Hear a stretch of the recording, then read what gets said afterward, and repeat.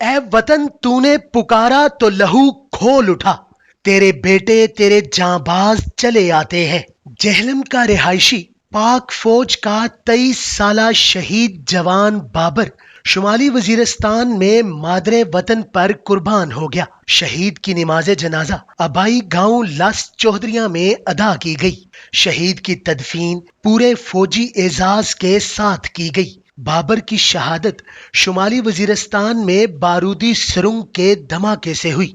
شہید کی نماز جنازہ میں فوجی افسران، سیاسی اور سماجی قائدین نے شرکت کی۔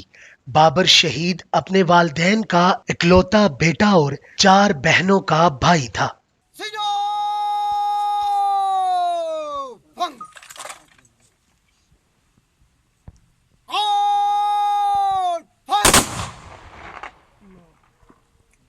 پاک فوج کے چاکو چوبند دستے نے شہید کو سلامی بھی پیش کی۔